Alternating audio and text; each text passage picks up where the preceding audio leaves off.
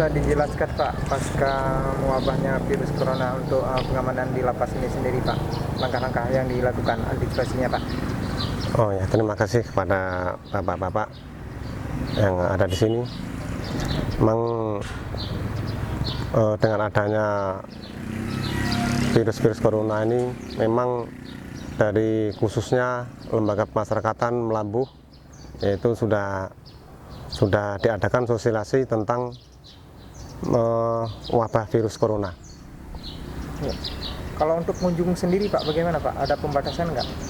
Kalau masalah pengunjung memang masih biasa, karena masyarakatnya kan masyarakat bertempatan, bukan artinya mungkin mendatang dari luar negeri atau mungkin dari daerah-daerah sana, bukan, kan masih sini, berarti masih seperti biasa ya Pak. Masyarakat lokal. Ya.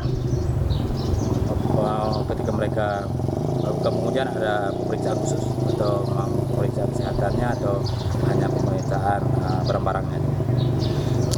Kalau masalah tamu pengunjung Pak, ini sementara masih diperiksa tentang barang bawaan aja, ya? seperti biasa.